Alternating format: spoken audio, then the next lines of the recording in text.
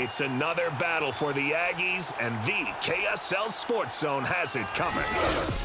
It's a season-opening home game for the Aggies as they welcome UTEP to Maverick Stadium. Your home for all the play-by-play coverage of Aggie football is right here on 97.5, the KSL Sports Zone. You're locked on to JJ and Alex, presented by G2G Bars on 97.5, the KSL Sports Zone. Welcome back, everybody. JJ and Alex, 97.5, the KSL Sports Zone. Alex, Kirry, Jeremiah Jensen, thank you for being with us on the program here.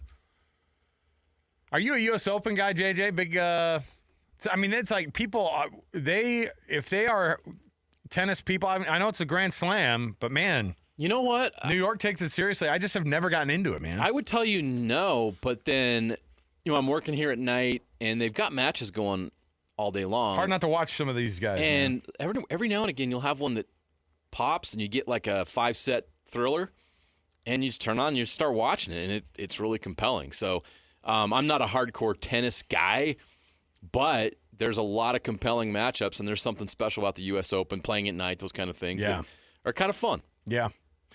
Well, the good news is we have football to lean on, so we don't have to talk about tennis. Yes, sir. Fantastic. G2G Bars brings you this program. Find the G2G Bar at Costco, Holiday Oil, Maverick, Associated Foods, many other retailers in the refrigerated section. It is a phenomenal protein bar. Give it a shot today. Let's kick off the hour. He's Pete Fiutak, and yes, his life just got a lot easier, too. Now the football season is officially underway. College Football News, where you can find his byline. Let's kick off the hour here with Pete. Let's jump in right here with the cut. It's time for the biggest story of the day. This is what made the cut with JJ and Alex on 97.5, the KSL Sports Zone. Doug Smith brings you this portion of the program, an incredible selection of Kia, Subaru, Chevy, Jeep, Dodge, or Ram. It is the Doug Smith family of dealerships in American Fork, Spanish Fork, and in Linden. You can find the Mitsubishi brand also now under that umbrella.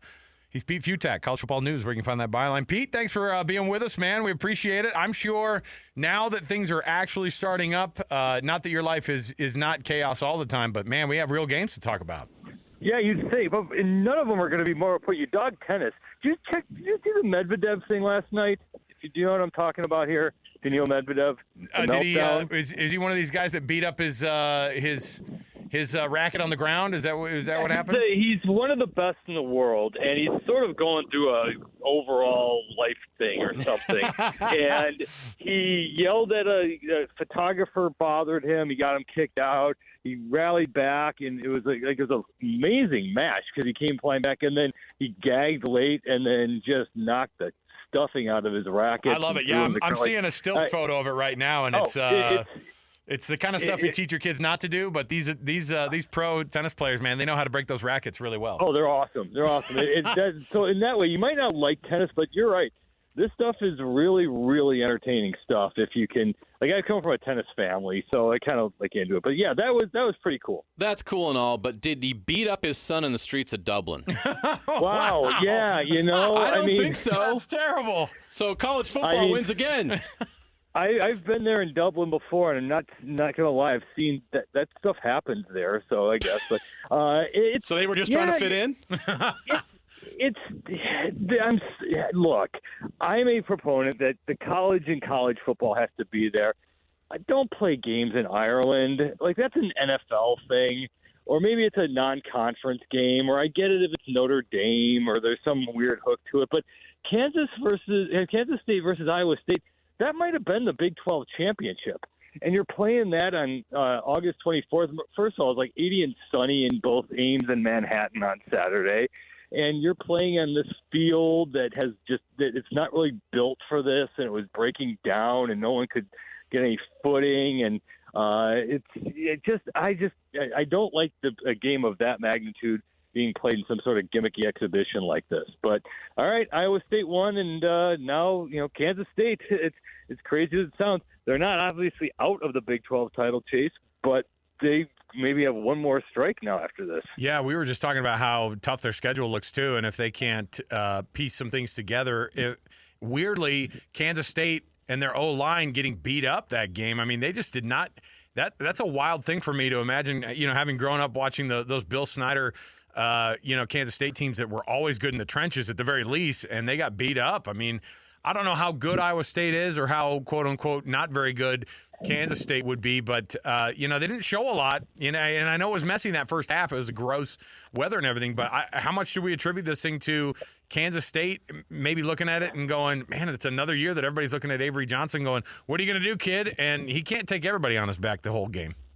It's week 0, and they're in freaking Ireland, and what are you doing? Like, I blame athletic directors for this. You've got to be so dumb if you don't have a non-conference schedule that starts with some central directional state school and then some school for the blind, and just get 3 warm-ups in. Like, I don't know why Texas or Ohio State are playing each other in week 1. You don't have any tune-up time.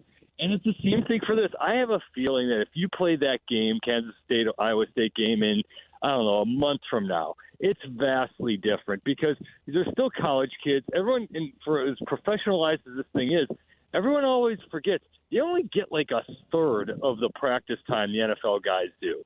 So they don't get that much time in practice to gear everything up and get all the timing down, and yet you're going to play a game of that magnitude right out of the gate. So in terms of trying to take something away from it, basically all you can take away from it is Iowa State has a win and Kansas State doesn't.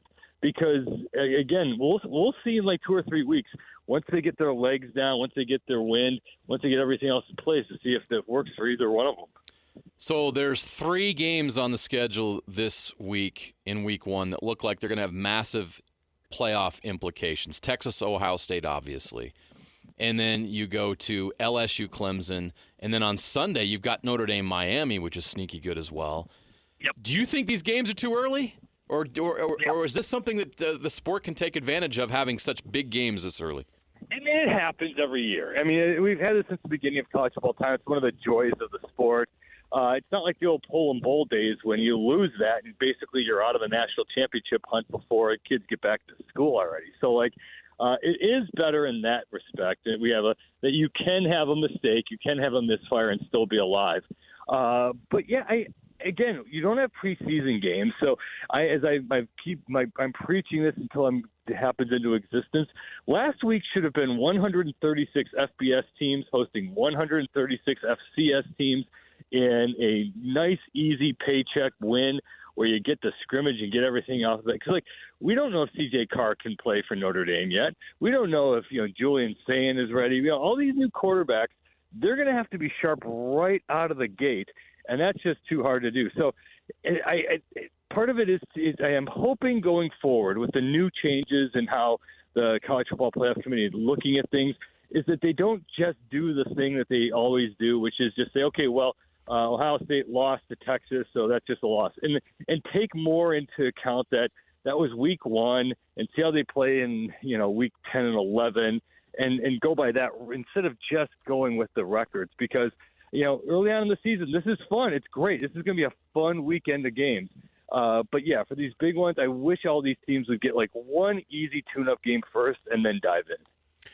So – in that vein, Kyle Whittingham today at practice actually was asked about, the very first press conference about getting guys ready and blah, blah, blah. And he said, maybe we do like the NFL. We go to some preseason games. And then he even ventured to say, I actually like that idea, to have preseason games. Do you think college ever gets there? And my question is I harp on these FCS games and how they just don't need to be played. Maybe that's a way to sneak those games in. You don't have to pay them the full $1 million, but bring some teams in and beat them up a little bit, and maybe get some guys with some feet under them. Is there a preseason version of a now semi-professional football league that college football has become? Yeah, that's it. That's exactly my proposal. Is you have that one game where it's look, if you want to bring a team in, we're going to pay you $1 million. We might beat you down 75-3.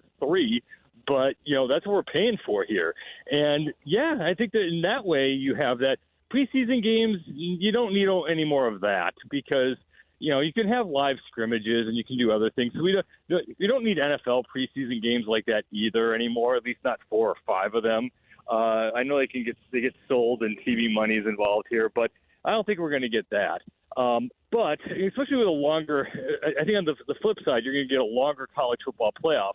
And so all of a sudden, college teams are going to be like, wait, we're going to ask these guys to play 18 games and we forget, theoretically they're supposed to go to class. Yeah, that's a little much. So true. Theoretically, Ben Simmons chimes in and goes, "Yeah, man, college is important. Man, we gotta get these kids doing more athletics." As you look at the rest of what this week looks like, and BYU names Bear Bachmeier, true freshman quarterback. Is there a version of, we were trying to kind of explain also, maybe being a true freshman isn't really the same as being a true freshman was 10 years ago? No, and even 10 years ago, they were pretty good, because by the time they get there, they are so coached up. If you are a real true freshman who can play at this level, you've been to so many quarterback camps, you've been coached up. You're not phased as much. And to even the different days, maybe you're even better, because you don't know what you don't know. And what you see is after a while, these guys get so overcoached that they sort of lose it. And DJ Uiagalelei seems to be guy one that comes to top of mind, who, when he was a true freshman, you saw all the tools and all the skills, and you saw that's a future number one overall draft pick. That's it. That is what a franchise NFL quarterback looks like. And when he got his shot, when Trevor Lawrence had COVID, and he got a chance to come in, he just let it rip, and you could see it like, yeah, that's the guy. And what happens? He got overcoached, and all of a sudden, don't make this mistake, get this read right, don't think. And all of a sudden, they think too hard, and they lose it. So either you get more experience, and you get better, or you just kind of lose your edge. And sometimes these true freshmen, the coaches just say, hey, look, you're a true freshman. We understand you don't have it all quite yet. You're not going to be Tom Brady right away. Just go out there and have fun. And taking that pressure off, like you alluded to, that might actually work. Yeah, Bear shouldn't feel any pressure opening up against Portland State, although the Lavelle Edwards Stadium crowd could make them a little bit nervous. But I think it's a perfect takeoff point if you look at BYU's schedule for a freshman like Bear Bachmeier when you're playing Portland State in an opener. You're going to get Stanford week 2, East Carolina week 3, so they're going to slowly ease them into that. Utah UCLA, a game we're going to be focused on Saturday night. A lot of nostalgia with this one because of their time in the Pac-12. They had some great games in the Pac-12. Utah loves going to the Rose Bowl, playing in that stadium. What are your thoughts on this game and how important this is for both of those teams? Forgetting the you probably don't have any national championship implications or anything like that here. Right. I'm probably most excited about this just because I want to see the two quarterbacks. Yeah. I mean, Dampier coming in. I mean, I know he's got to make sure he doesn't throw the picks, but if the world didn't really watch Mountain West football last year, if he's that guy, all of a sudden Utah football is a thing because he is just that exciting, and he can be that type of playmaker that once you see him, it's like, wow, look at that.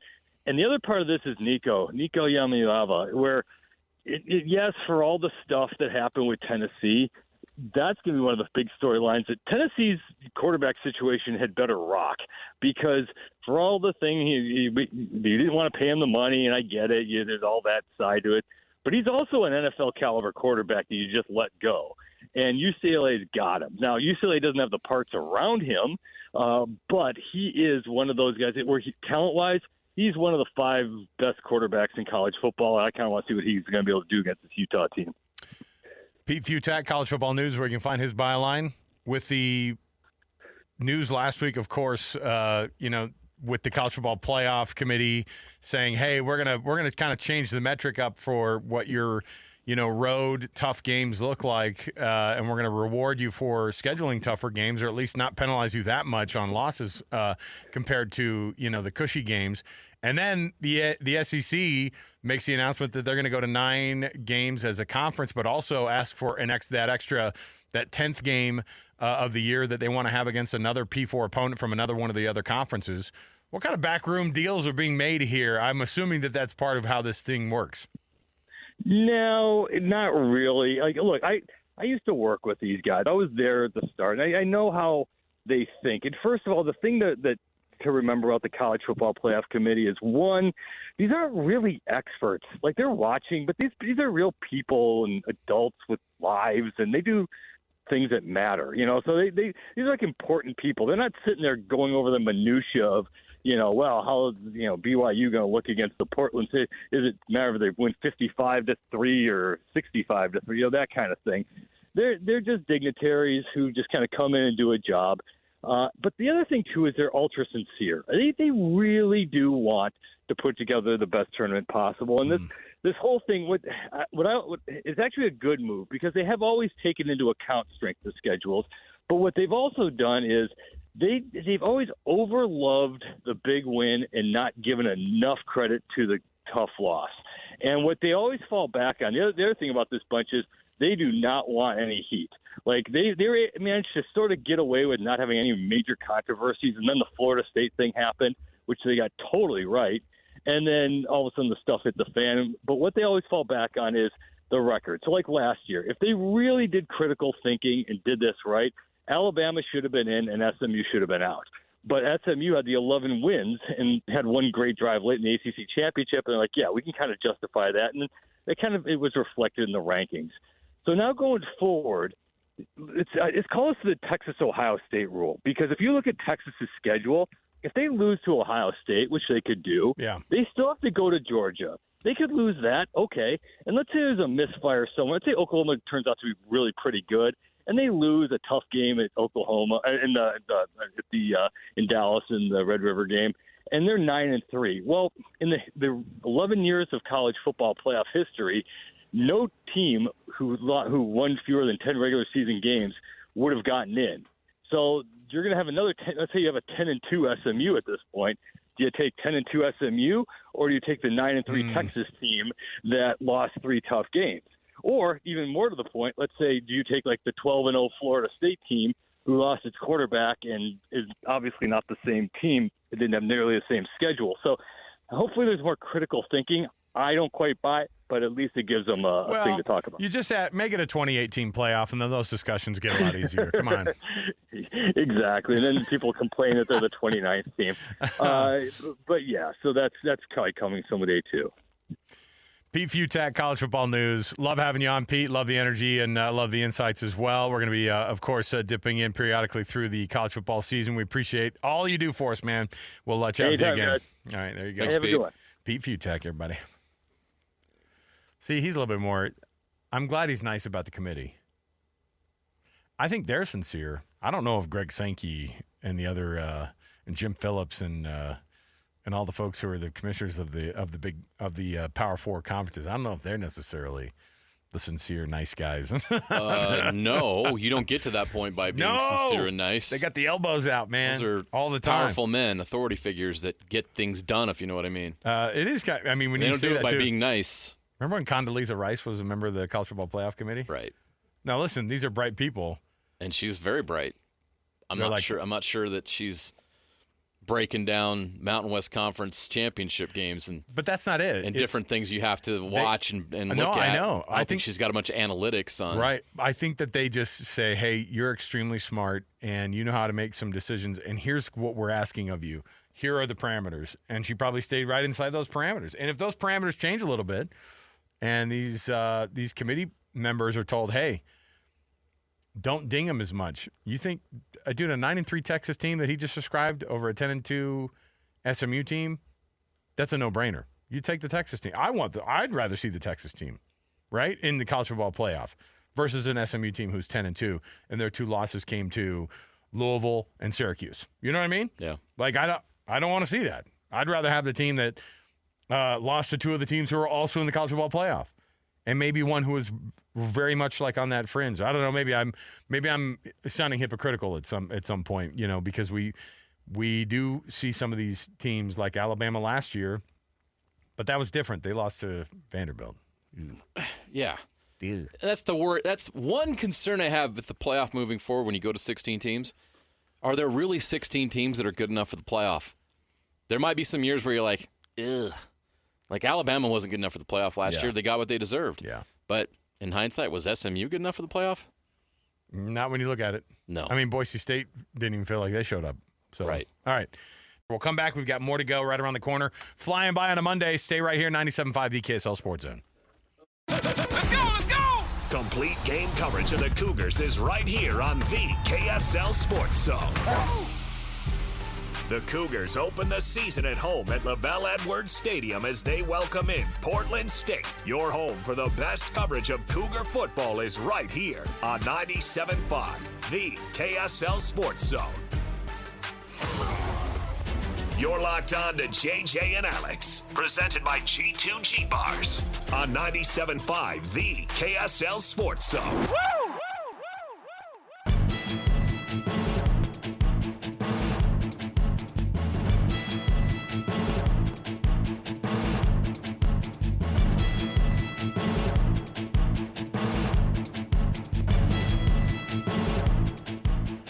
We got the breaking news sounder going on. Why?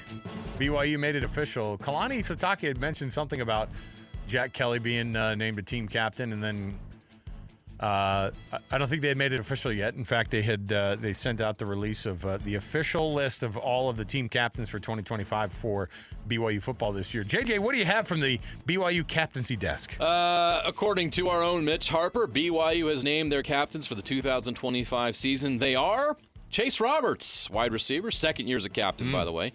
Jack Kelly, linebacker. Tanner Wall, safety. LJ Martin, running back. And, of course, Keanu Tanuvasa, his first year as a Cougar, named team captain. I was looking at some of the, I don't know, probably for worse, probably for the not a great thing at it, but I always just go straight to the comments sections now and everything. Why? Because it's hilarious. I mean, it's not like I sent the tweet out, but there are definitely people who are like, "How are you not making your quarterback the captain?" And I'm like, maybe because he's 18 and I think he's got a lot on his freaking plate. Been on campus for like 2 weeks. You got kind of. What are we doing here? You got to kind of earn it. Now I get it. We used to just kind of see guys be made team captain because they were quarterbacks. I don't think it's enough to just be a quarterback. No. Like that's a list of guys who, by the way, like. If you're shocked somebody's not named a team captain, maybe it's Isaiah Glasker. But, I'm assuming that a lot of those guys are going to be on the quote-unquote leadership council, right? Well, they've done that in years past where you have kind of the captains and then the under-captains, and really they're going to rely on all these guys to be leaders on the field, on and off the field anyway. So there you go. There's your team captains list for BYU there. I told you Kyle Whittingham brought this up. I actually want to play the sound. By the way, you can nominate the U Sports Volunteer for the Hercules Hero of the Week award. The way we do that is every week we read off a winner for you after your nominations come into kslsports.com/contests, and you nominate a Hercules Hero of the Week award winner. That person is usually somebody who goes above and beyond for their youth sports program in their neighborhood. And you know who those people are. So nominate somebody today. KSLSports.com/contests, and listen every Thursday. We read those off. It's brought to you by the good folks at Hercules First Federal Credit Union and Beehive Meals. A real college football preseason and real preseason games. Here's what Kyle Whittingham said today at his press conference about that very topic. Well, get your players' attention right away. They've been pointing towards this game since last, January, essentially. So it's a little more of an attention getter in that respect. There's pros and cons, and it's a level playing field. I mean, if, UCLA's in the same boat, so I don't know if there's a preferred way. If I was going to say what I absolutely prefer is probably maybe to have a lesser opponent that you can find out who you are. I don't know if college is going to ever go to a preseason, like the NFL, and that wouldn't be a bad idea, in my opinion, to have a couple preseason games that don't count on the record, but we'll see. I like it. Signed off on it. So do I. And it makes sense. Look, here's the other thing, too. This is in a time when making money matters. If you're a team like Utah or a team like BYU or any Power 4 program, you can invite an FCS team or, I don't care, invite somebody from the MAC to come to play at your stadium. Maybe people are going to want this back and forth, this 1-and-1. But look, pay the FCS teams like you've been paying them. And I'm not saying the full $1 million for each one of those games. It's not easy to do that. But what you're getting, don't charge a full gate because it's a preseason game. But get the concessions fired up. Get your fans fired up. You know what I mean? Like, imagine 100%. How much fun that would be for a fan base to be able to. And I hate the FCS matchups, but this is when I would love it. If you're a football fan, what have you been doing the last 2 weekends? Yeah, wouldn't it have been nice to go see your favorite team? Yeah, and play a game. Listen, and when there's nothing on the line, then you know what you do? You do what the NFL preseason does. You play your guys for the first 3 or 4 drives, and then after that, you kind of see what you got. You start to get excited. You start to get to know the names of the people on these rosters. You roll out, if you're at BYU, you start rolling out the dang Cougar tails. You make money off of it. This would be huge. You can also sell premium whatever access in these preseason games that don't matter. You know what I mean? Get donors on the field. Get people lining up around the end zones for extra money. Book a petting zoo. I know you're making fun of me, but I will come up with I will do that. I will absolutely do that. I have no good ideas.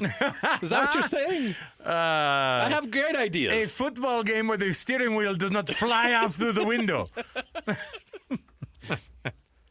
I am doing the best at this. I'm telling you. Who's laughing now, Alex? You probably love your mother-in-law. I'm loving this idea, though. I do, too. I think that... Kyle Whittingham goes, I'd love to play a lesser opponent so we know what we had. Not just that. And it's not to try to be like, I want to beat up on a team, but they don't get it dinged on their record. They don't need some 70 those teams need it too. They're right. trying to get ready for their seasons. They don't need a 70-0 loss on their record officially on the books. It doesn't do them any good to have that. If you're trying to make the FCS playoffs, getting beat 42-0 by Utah, does that really help you? Okay, and here's the other thing. You can go through these games. You can play Utah Tech. You can play Southern Utah. And you don't lose anything on it. Now, you could get somebody injured in these games. Absolutely. But you need to play it differently. You can get injured in practice on a Tuesday. But in these games, you take that risk every time you take the field. A built-in excuse to be able to say, we're not playing all of our guys. Hey, in the second half, you're going to see the second and third. I want to see what you're going to get with McKay Hill said. I'd love to see the type of player that Trayson Bourguet is. Isn't that good for those guys to get those reps in front of the fan base? How many do you think that I don't know if every single quarterback wants to play, and those guys never play. It'd be tough to sell those games out. I think it would be tough to sell them out. But you don't need to. That's not the goal. How about 40,000 people at these games? I think you could get it. And easy. I know it'd be hot, but here's what you do. You just make it an evening game. Alex, make it a Friday or a Saturday night. Utah was already getting 55,000 for the season opener against Southern Utah. Right. BYU's gonna have 65,000 people for that Portland State garbage we're gonna watch on Saturday. I'm sorry. That is a joke of a game. It is. Portland State has no business playing BYU. Yeah. You know what? The cheapest tickets are at LaVell Edwards Stadium right now too. $180 to watch Portland State anywhere in the stadium. 100%. Yeah. Oh. Yeah. So, you know why? I mean, you're gonna see your team kick somebody in the teeth, but at some point it gets boring. But then you make room for the actual games when the schedule fires up. You've already been prepped. You already see what you get. You're able to develop people a little bit quicker. You're able to put non-scholarship guys out there who might not get a chance. I mean, it's the same version. They would never get a chance to play in that stadium in front of fans. Let's do it. Listen, I mean, think about the days, too. I mean, my father-in-law played at BYU, and he was in the early days of LaVell Edwards. And you know what they did? He was on the freshman team for a minute. He was on the JV team for a minute. They used to have JV teams. They had JV You youngins don't remember that. Yeah. You know why? BYU used to have a JV team that would play Rick's College. Right. And you know why? Air Force had a JV even 10 years ago. Because what did you do? Start as a freshman? Absolutely not. You started as a junior and a senior. That was it. They had a development plan for kids. I know. So that's gone. I don't have that anymore. I'm all about getting these guys reps. And the very first time that they find out if they're a decent football player and it's on an actual football field during a game that matters, I'd like to see something else. You know what I mean? Mm-hmm. And we already, and here come the people who go, yeah, but wait a minute. That means you're playing 2 preseason games, and if you go to the college football playoff national championship game, you're going to be playing 18 games, 19 games. These guys are scrummaging each other in August anyway. Right, and the guy who starts, Jeremiah Smith, is not playing a full preseason game. He might not even play in one of them. Right. You know what I mean? You don't need him to. That's not what it's for. You're there to get your team going. And when they lose to a team, if they get upset, hey, Michigan, remember when you lost to App State back in the day at the Big House when they were an FCS program? You lose that game in the preseason, no one actually cares because it doesn't go on the record books. And then you say, hey, here's your $500,000. Thanks for coming in. We appreciate it. There you go. All right. We'll take a break. We'll come back. Am I arguing about something that actually just is not? No one's arguing about it. They're like, no, we agree. I'm mad about it. I think it's just a matter of time before that gets implemented. Hope so. All right, we'll come back. By the way, coming up this week, of course, is your very first edition this year of Hans and Scotty. Every Wednesday is your Cougar Preview Show. It's brought to you by Beehive Meals. You're gonna want to take advantage of dipping in on these games because you're gonna get to know who these opponents are. You're gonna get that focus on BYU on those Wednesdays and those Cougar preview shows. Brought to you by Beehive Meals with Hans and Scotty on Wednesdays. All right, we'll take a break. More to go. 97.5 KSL Sports Zone. Basking in the sports misfortune of others to help make you feel just a little bit better about yourself. As JJ and Alex present, yes, we got beat. We got beat badly. It Sucks to Be You. Welcome back, everybody. JJ and Alex, 97.5 KSL Sports Zone. Alex Kirry, Jeremiah Jensen. Thanks for being with us. The start of the week. Off to a quick start here. This show's flying by, JJ. You know why? Because we have actual quotes from actual coaches talking about actual games that they're preparing for this next weekend. Love it. Love it too, man. And also, if you're listening to DJ and PK and their program this morning, you may have heard them giving out the Rocky Mountain Chevy Dealers Play of the Weekend. Somebody who won the weekend for DJ and PK. I will tell you, I was shocked. I was absolutely shocked that it was not Tommy Fleetwood's first PGA win that netted him a cool $10 million. Or I should say it grossed him $10 million. Probably netted him he's definitely not netting $10 million, I promise you that. $3.5 million out Maybe. of that. So that's a little clue for you. It was not the golf pick that you thought it was going to be, all right? But if you know what they gave out for their Rocky Mountain Chevy Dealers Play of the Weekend, you'll win a gift card. All you have to do is call right now. Get that Amazon gift card by calling in and telling us what the Rocky Mountain Chevy Dealer Play of the Weekend was from DJ and PK. 801-575-ZONE. That's 801-575-ZONE. 801-575-9663. America's fastest growing full-line brand. It is the Rocky Mountain Chevy Dealers. There you go. 801-575-ZONE if you remember what the Play of the Weekend was that they gave out. I already gave him the clue. It wasn't golf. That's all that matters. It was not golf. It certainly wasn't UNLV, JJ, who it currently sucks to be. Dan Mullen over the weekend throwing back at the haters. Did you see his press conference? He goes, yeah. Hey, man, we're celebrating. If you're not happy that we won that game, if you're not happy about it, then you need to find something else, man. Sir, apparently you're not familiar with the history of Idaho State football.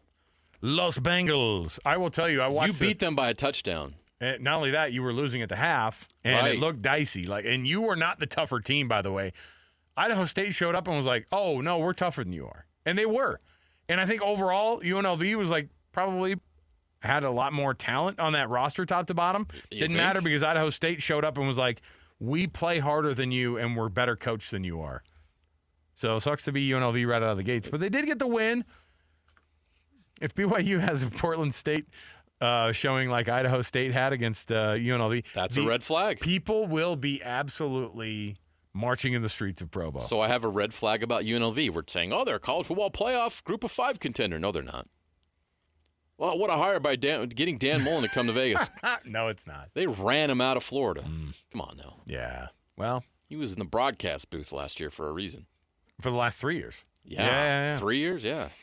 Avery Johnson, sucks to be him. This poor kid, man, has to deal with the fallout of his dumb dad and his dumb brother who decided to have a dumb fight in the middle of the freaking road.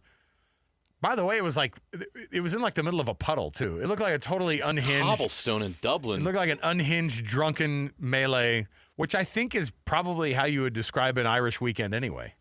Unhinged, it's pretty drunken normal melee. in Dublin. Pretty normal activity in Dublin. A little too much Guinness. But you can't be the father of the starting quarterback beating up the starting quarterback's brother in the streets of Dublin. I'm sure that it was. What are you doing? Here's the thing, though, too. Dad's strength is real. Don't mess with dads, man. No. I think when I was in high school, I think I've told you this too. I'm like peak. It was like the one time I'm benching over 300 pounds in high school. I'm on the wrestling team. I'm a good 3 or 4 inches taller than my dad at that point. I felt great about it. Now, my dad, former Marine. Did you try to take on your former Marine father? Well, yeah, because it was like this, Dad, I think I got you now. And he's like, oh, really? And it was like, I think he was even still in a tie from work. and he was absolutely putting my face into the living room carpet and laughing. I remember him laughing and trying your darndest as a 17-year-old to be like, get out of it, and you couldn't, and he's just laughing. Glad you could talk this memory through out on the radio. Let it all out. core memory of Dad's strength being real. And the Johnson kid found it out too. I feel bad for Avery. Those guys they're not allowed to go to any games. If I'm part of the Johnson family, they can't go to any more games this year. Oh my gosh. Just sucks to be Kansas State because I think their Big 12 hopes are gone. Yeah, it's tough. We'll come back. We got more to go around the corner. Stay with us. 97.5 The KSL Sports Zone.